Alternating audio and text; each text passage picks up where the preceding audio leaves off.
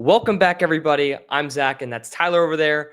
And we are back with That's DPI. Week one of the preseason is officially here, and we are so excited to watch more than just one blowout on a Thursday night game.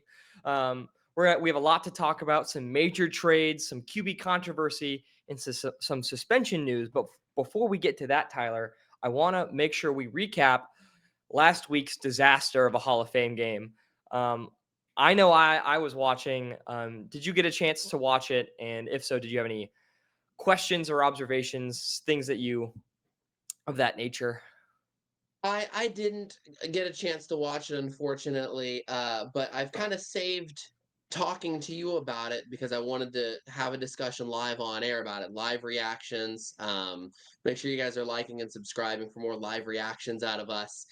Obviously, I did see the score, but in a preseason game, the score is not really what matters. In a preseason game, people are fighting for jobs and spots.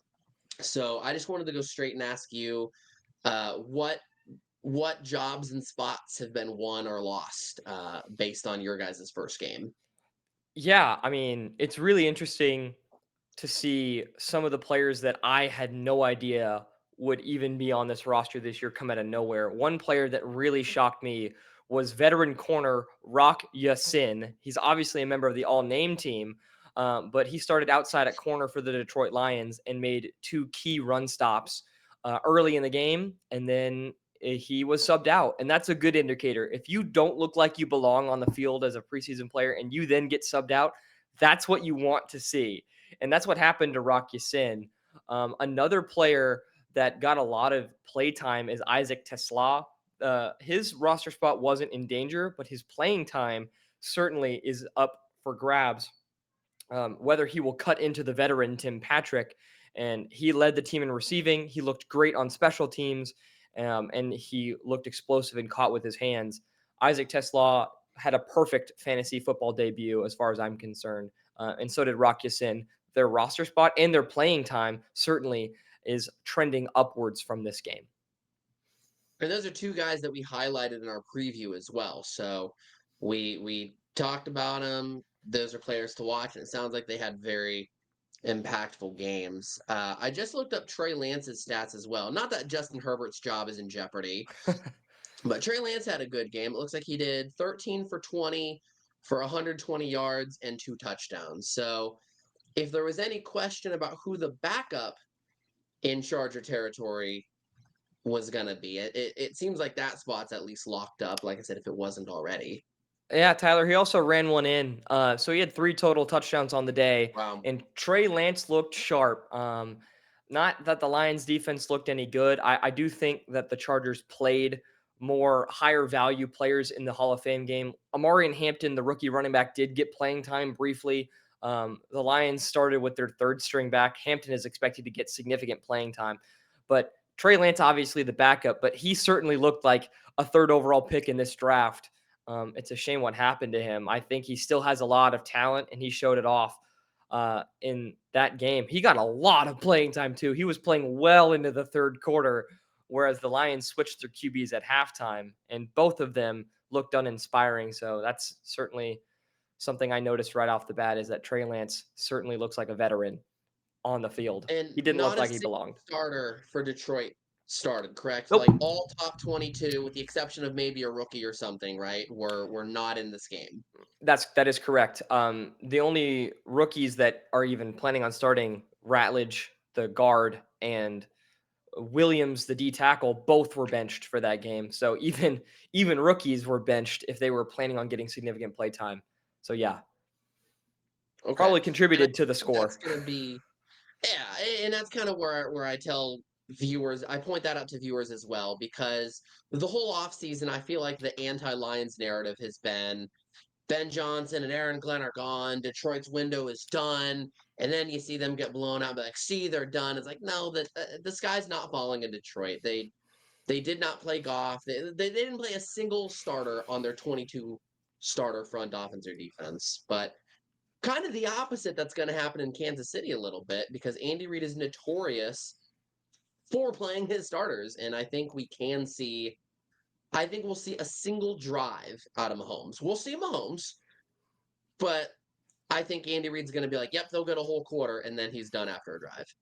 Yeah, I mean, you're talking to the guy who went to the Lions-Chiefs preseason game at Arrowhead last year and had to watch Mahomes complete a behind the back pass, Yeah. and Oh, that was it so to the good. to the roaring cheers of the entire Arrowhead crowd and the cheers of social media. My team getting dotted up in the preseason by the starters. So yeah, it's the opposite approach. Dan Campbell would prefer to play guys off the street, whereas Andy Reid at least wants to get the offense meshing, and he's done Mhm. that forever. But we're going to talk about the Lions and the Chiefs' approach to the preseason here later on. But we want to make sure that we cover some major trades that went on, some major trade requests. Excuse me, trade requests that went on this past week.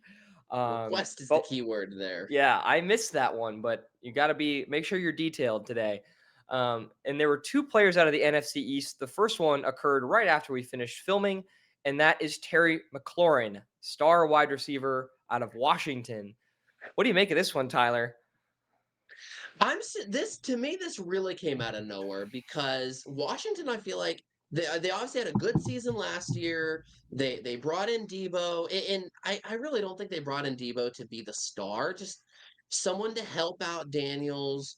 I feel like they got Von Miller on defense, which is not a fix by any means, doesn't make them a bigger contender. But like to me, Washington is actually doing stuff to be like, hey, we did good last year. Let's build off of it. So I really don't know why Terry McLaurin is wanting out of Washington because Washington, I think, is one of the best. I think they're like the third best situation in the NFC right now, behind Detroit and Philly only in the Yeah, yeah, NFC. yeah. It's fascinating because it feels like his playing time wasn't in jeopardy. The team is building. The quarterback will only get better, in my opinion, and targeted Hmm. him a ton. So it's genuinely it's a good old fashioned money dispute, money only, because the team is doing everything right. And so Hmm. that being said, I think that due to the fact that this is solely a money dispute, we could see some McLaurin if he does leave Washington. I know the betting odds seem to favor him staying in Washington, and I tend to agree that that's the most likely option. But if he were to leave, I think he would go potentially to a non-contender. And I did want to make sure that I preface this by saying we're going to give our predictions on where each of these players is going to go. And I'm going to start with mine for Terry McLaurin. I'm going to say the New York Jets. Tons of cap space. They're not paying a quarterback a bunch of money. They can afford to overpay McLaurin a little bit, and he'll play opposite of Garrett Wilson. I know the quarterback situation isn't good there. It isn't as good, but Fields looked a little bit more inspired last year than he did other years. And I think that making a splash move like that could be a move Aaron Glenn is looking to do to help shore up that receiver room. But I'm curious, where do you think they're going to go? Is your excuse me? Is your prediction for the Jets this upcoming season? I believe he'll be traded to the Jets if he leaves the Commanders. Okay. So yeah, and that's why I asked that question because I don't think he's leaving the Commanders at all. My prediction is that he stays in Washington. He'll play in Washington. If I don't know what his contract situation is like at the top of my head, but if his contract is up at the end of this year, maybe he goes to the highest bidding contender that's not Washington if they don't want to pay him. So I don't think there's a realistic possibility he leaves Washington. You mentioned the betting odds, and I do want to inform the viewers of those betting odds as well. According to FoxSports.com, Terry McLaurin's 2025 team is minus 250 odds to the Washington Commanders. To the non-sports gambling addicts like or to those that are not like myself, who are not sports gambling addicts, minus 250 means you have to bet $250 to win $100 in profit. So it's very good chance that'll be in the Commanders. The next team is the Patriots at plus 450, meaning you have to bet, or meaning if you bet $100, you'll win $450 in profit. So heavy favorites for staying in Washington. Patriots, like I said, are the second favorite at plus 450, followed by the Raiders at plus 500. After that, I do want to say this one because the number is important. The next one is the Tennessee Titans at plus 1100.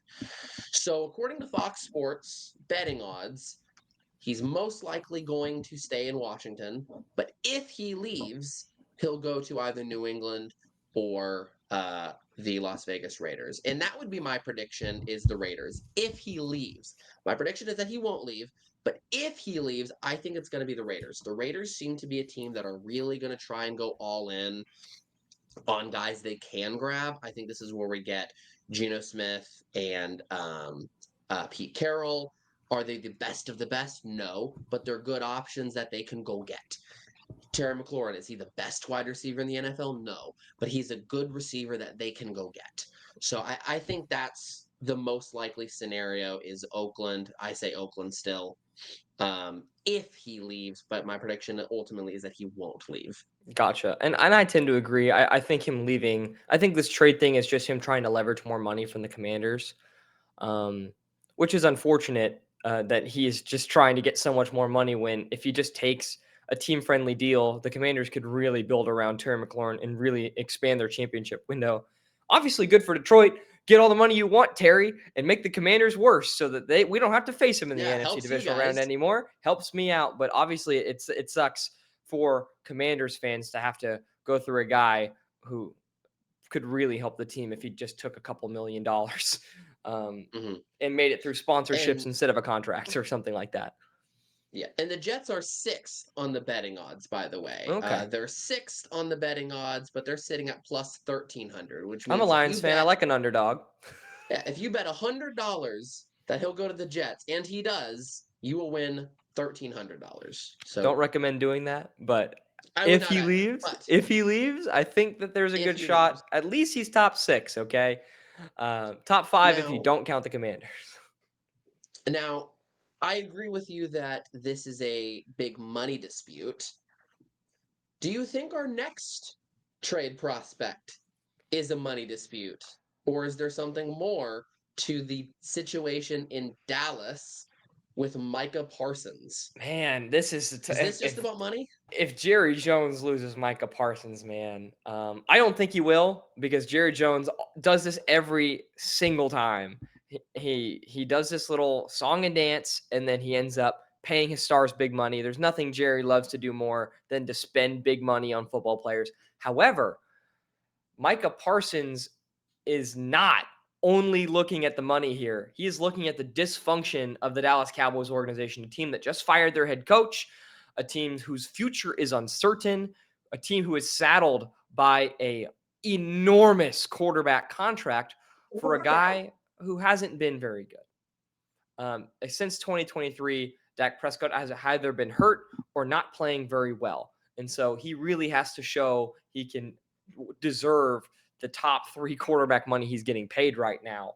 But no, I think that Micah Parsons cares about winning, and Micah Parsons cares about a team that's built around him, and he doesn't feel like that's going on right now in Dallas.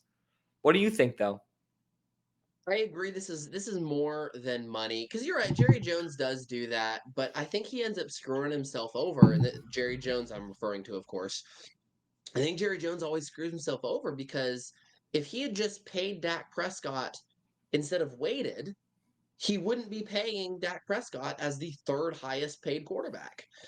If he had just paid Parsons already, because if you do pay Parsons at this point, he's going to be the number one. He's going to be the highest paid player that's not a quarterback. He has to be, or at least top two. And he could have gotten a deal if he had just signed him last offseason. Now, with the signing of these other players, he's going to pay more. And I don't blame Micah Parsons for wanting out because he sees Jerry Jones doing this. He sees the dysfunction. He sees the team not playing well. And it seems like they have no ability to improve. I don't know what they've done this offseason to improve outside of maybe a good draft pick here and there. So, yeah, I don't blame Micah Parsons. I expect he'll play this season, but no chance he's re-signing. They can give him the world, and he's not re-signing in Dallas after this year if he even Really? decides to play. Okay. So, He's not in Dallas next year. but I guess the real question is, you said he's not in Dallas this year? Next year, Okay. he's The not real in question Dallas is, next will year. Dallas deal him? Because you've got on one No. side, you have a guy who's tired of the dysfunction and wouldn't take the world if they offered it to him. And on the other side, you've got a guy who will do anything to keep his stars in Dallas. So it's kind of like unstoppable force meets immovable object at this point. So I agree with you. I don't think he will be traded, but I also agree with you in the sense that he's not going to stay in Dallas. He's going to sign a contract somewhere else. He's going to get a huge market. And the team that I think is going to go after him, I'm curious. Actually, I did my team first last time. So you go ahead and go, and then we'll see if we have the same team or not. So to address your first question, will they trade him? And right off the bat, I said no. Maybe they should. Maybe they should. Maybe it'd be smart to trade him at the trade deadline, so you can at least get some out of him. Kind of pull a Chiefs with the Tyreek Hill situation. Like, Mhm. hey, we ain't gonna pay you, so at least we'll get some first round picks out of you. Jerry Jones is not that smart. Jerry Jones really wants power. And if he accepts a trade request, in Jerry Jones's mind, that's the players having power over Jerry Jones, and someone have, and God forbid someone have more power than Jerry Jones. We would have got a three-peat out of the Dallas Cowboys in the '90s if Jerry Jones didn't care about power over someone. So no, they're not going to trade him. Um, but your second question was who is his next team? Who's going to go Yes. after him?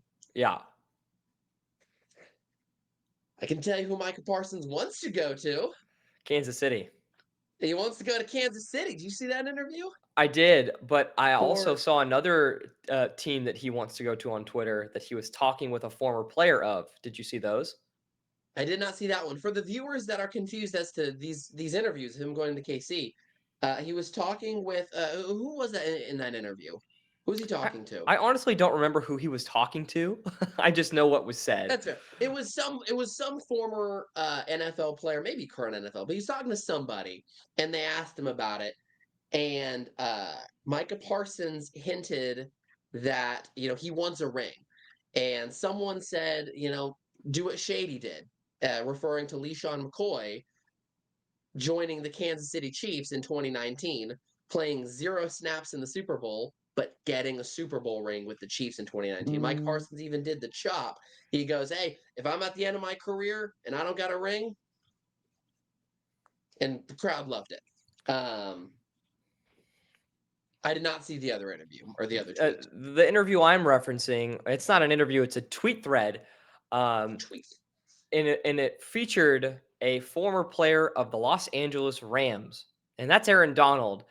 And he said, if Micah Parsons comes to the Rams, I'm going to have to talk to my agent about getting into football shape so I can unretire. And Micah Parsons goes, and he responds to that, and he's like, man, don't make this decision any harder than it already is. And I was like, I, it makes sense to go to LA, even if Aaron Donald doesn't retire, because Jared Verse is on the other side. The Rams won't be dealing with a massive quarterback contract because Stafford might be gone after this season. Um, you don't know how long he's going to play. Currently, Matt Stafford, side note, is dealing with a herniated disc and could be. He has an epidural right now, and if that doesn't go well, he would have to get season-ending surgery, and he's considered week to week. So Matthew Stafford's tough as hell, and he's played through everything, but that's certainly a concerning situation to watch for the Rams. Um, but it could make their picks very valuable if Stafford doesn't play and could allow them to go after a guy like Parsons. If he does leave Dallas this season with a trade, which I don't think will happen because of reasons you said, it will be to LA. If he doesn't, I still think that LA is a super uh, strong contender for the Micah Parsons sweepstakes if he hits open market. And you know what? That's fair, especially with that thread. The Rams are also proven to be a possible Super Bowl contender. Sean McVay and Matthew Stafford have won a Super Bowl together. You put together a good, solid defense, bring back basically a guy who's basically another Aaron Donald. No reason that the Rams can't win a Super Bowl again. I like looking at DraftKings odds and sportsbook odds, and I actually have to disagree with CBS Sports on this one. The second favorite, Cowboys obviously being by far the heavy favorites for Parsons' Makes next team, sense. but the second favorite is the Eagles at plus 1,000, which that number tells you how rare it is that he will be dealt. But the Eagles at number 2, I disagree. If he is traded, hell will freeze over before Jerry Jones trades Micah Parsons to the Eagles. Yeah, that's I would mock him to the other 30 NFL teams before I mocked him to Philly. I would mock him to the Giants before I mocked him to Philly. And I don't think that Cowboys fans or Jerry Jones likes either of those teams very much. But yeah, I think it's interesting these two Yeah. players causing a stir. Meanwhile, we're gonna pivot to our two teams who are like living it up in the sunshine. No contract disputes whatsoever. We have good GMs. Life is good when Brad Holmes and Brett Veach are your GMs. Um, as a fan, for sure. Oh, one more thing. In terms of NFL news before we jump to our teams, this does concern Kansas City. Is recently Jordan Addison, receiver of the Minnesota Vikings, was awarded or disciplined with a 3-game suspension from the NFL for his DUI speeding case. So, if you need any context as to where Rashee Rice's suspension will fall, I think this kind of compacts the range a little bit. 3 games, I think, is right on the money to what Rashee Rice is going to get, but I'm curious to what your thoughts were because you initially thought it would be a lot longer. Yeah, if you guys go back and watch my reaction video where I kind of break down the suspension and what I think it means for the Chiefs and for Rice, go watch that if you haven't watched it.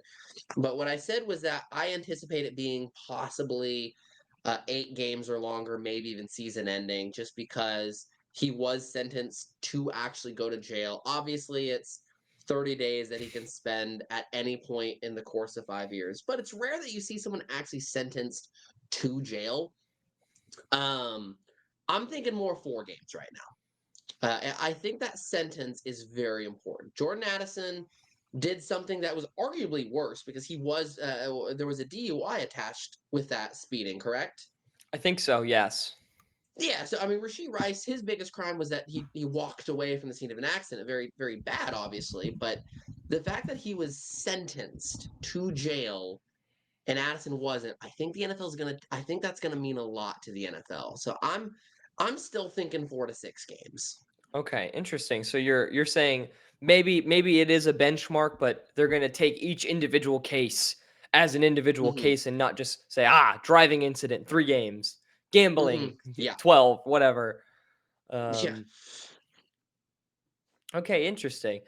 I am of the opinion that it's going to be a lower game suspension just because I feel like the NFL has been really inconsistent recently with their suspensions, and I feel like it's still going to be around 3 games. I don't know. I honestly don't have any evidence of this. I mean, besides the Jordan Addison precedent, I just feel like the NFL doesn't really suspend anything too heavily unless you're gambling. Then you get suspended for a long time. Yeah, and that's fair. And I do see where they're getting 3 games for Jordan Addison. And if Rasheed Rice gets 2 to 3 games, I see it. But personally, as a human being, I hope they give him the book. I really do, because Rasheed Rice is incredibly lucky that nobody got hurt. I mean, look at Henry Ruggs. Henry Ruggs and Jordan Addison are doing the exact same thing. The only difference is that Henry Ruggs hit somebody. And this is the difference between 3 games and half a decade in jail. Well, I mean, You know, Rice still hit somebody. He just didn't kill anybody, and that well, was the yes, big but thing. that's what I'm saying though. Addison was a DUI going over 100 miles an hour, 3 games. Ruggs would have been a DUI going over 100 miles an hour, hit somebody and they died. In just someone being in the way is what I'm getting at. Both players did the same thing, but someone being in the way, someone being there in an unlucky moment for them is such a difference point. And if Rasheed Rice gets 2 games, it's going to happen again. That's just human nature. When you give a 21-year-old, I know he's older than 21, but if you give a guy millions of dollars and a Super Bowl ring as a young 20-year-old, early 20-year-old kid, and you get a slap on the wrist, it's going to happen again. So I really hope, for Rasheed Rice's sake, that he gets at least 8 games. Mm, As a Chiefs fan, sure, 1, 2 games would be great, but for Rasheed Rice's sake, I hope he gets a lot, and I really hope he learns from it. mm. I agree. It's always Sorry, I rambled there, no, but it makes sense. It's important to talk about those issues because it really is just a matter of luck at that point. It's the same crime, the mhm. same action that led to the outcome. It's just a matter of getting lucky that the outcome was a lot more fortunate in one case than the other. Um, Mhm. but yeah, no, speaking of the Chiefs in training camp and the receiver room, I know that you had some other developing stories you wanted to cover with that, um, specifically relating to Rice's suspension on who might be taking his place, whether it's 3 games, whether it's 8 games. What context can you provide on that kind of quasi camp battle here in Kansas City? Yeah. Yeah, so you and I covered the development and the playing time of Tyquan Thornton, a guy who has been in the league for 5 years now, but I'm just now learning the name this August. He is getting a lot of reps with the ones over. I mean, not over Xavier Worthy or anything like that, but he's getting the reps with Xavier Worthy and Hollywood Brown and Rasheed Rice, and occasionally kind of going in with the seconds with Juju and Royals. But I really think the Chiefs are planning on Tyquan Thornton being the guy at that X receiver spot where Rasheed Rice is while he's gone. But he's done super well, and that's what I want to watch for in the upcoming preseason game. Is does Tyquan Thornton live up to the camp hype? And if he does, he's going to make the 54 roster. He's going to make the 53 man roster over someone like Nico Remigio, who's also having a good camp, at, especially on special teams. And there's a few ramifications with that. But Tyquan Thornton, and then also Josh Simmons. He's another storyline that I've been watching. Josh Simmons is lighting it up at camp. He's getting almost all of the first team left tackle reps. He looks good. He's gone up against Chris Jones and done well there. So he's another guy that in a game situation, you're going to see he's another guy to watch. Is he living up to the hype? And if both those guys are in fact living up to the hype, the league's in trouble. Yeah, Josh Simmons is specifically scary because he's been the crux of the Chiefs' issues. The only time that Kansas City made the Super Bowl and lost is because of their tackle play.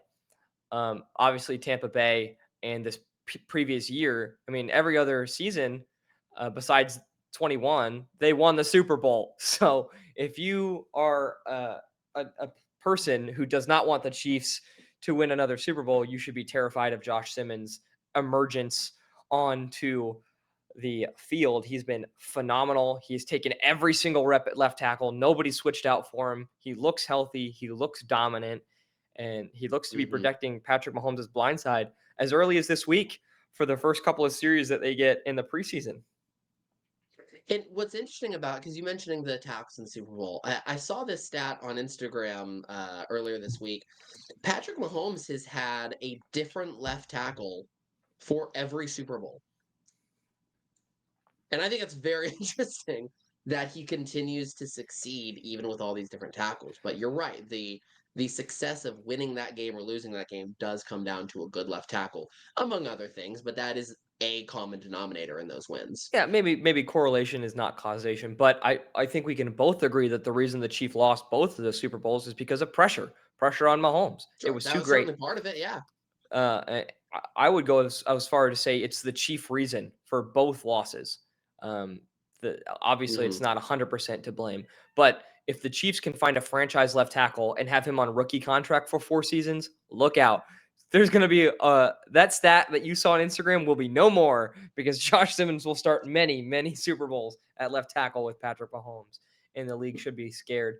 Speaking of reasons the league should be scared, the Lions are gearing up to hopefully have their best season yet since the 1950s. And 2 players that will be key to that are their first and second round rookies who will get playing time in this preseason game on Friday against Atlanta. That will be Tyleik Williams, the D tackle, national champion out of Ohio State, and guard Tate Ratledge out of Georgia. Both big physical maulers on either side of that trench. And what we're going to be looking for them is do they look like they don't belong? And if they don't belong on the preseason field, get them out of there. It's really just to get that initial kind of eval, kind of confirm what everyone's thinking because they have looked great in camp. Tyleek Williams, especially, receiving praise from the coaches almost every day of camp, looking like a true heir apparent to Aleem McNeil, who's out until November. So, What does the Lions line look like? Because outside of the one rookie, they're bringing back their tackles and things are looking pretty consistent, aren't they? yeah, I think it's good to look at the line because that's where most of the change was for this team. The skill positions, the secondary mostly remain, and the linebacking core mostly remains the same. So the biggest changes come on both lines. And so, yes, they retain both Panay Sewell and Taylor Decker at left and or right and left tackle, respectively, and they retain Graham Glasgow, who started at left guard last year but seems to be moving to center. Uh, at least for the first couple of games of the season. They want Tate Ratledge, the rookie, to be the guard and potentially the center of the future. But Tate Ratledge will start at right guard because that is where he played at Georgia. So big starting role already gifted to the second round rookie. And the other guard is Christian Mahogany, a sixth round pick from last year. My best comparison for him to an established player would be Trey Smith, a late round guard who, in his reserves roles last year, he started 2 games and he played excellent in both of them. He earned a 90 PFF grade, a 90 in both of those games. That's pretty much the highest you can get. And so they're looking to build off of that performance last year. Christian Mahogany um, will start at left guard. So really, they're only replacing one position on the line with a new player. Glasgow and Mahogany played on this line last year, and they look to be just as good as last year. Glasgow was an All Pro in 2023 when the Lions went to the NFC Championship game, and Mahogany obviously was excellent in reserves. So you want to see that line mesh. The big thing is them meshing. If they aren't on the same page with their protections, their calls, their double teams, that's where you see the line become cohesive. But as individual players, I think they're good enough, and they have the potential to be great. The defensive line has some serious shakeups. They return Aiden Hutchinson. They return Marcus Davenport, who only played 2 games together last year because of both of their injuries. Both were out for the season by week 5. And then, of course, DJ Reader, the former Cincinnati Bengal, returns to his spot at the middle at the 0 tech, the nose guard, and the 3 tech is going to be Tyleek Williams to start the season, rotating in with veteran Pat O'Connor until Aleem McNeil comes back. And so it's going to be interesting to see a starter play for the Lions on Friday, and that in 2 starters actually, in Tate Ratledge and Tyleek Williams. Definitely a couple things to watch. Chiefs and Lions are both having a lot of their headlines on the offensive line. We'll cover them next week for sure as to how they did. I think that is all the time that we have for this week. Zach, any closing thoughts? Nope, just thanks for watching. Make sure you subscribe and tune in next week. Appreciate you guys. Thank you.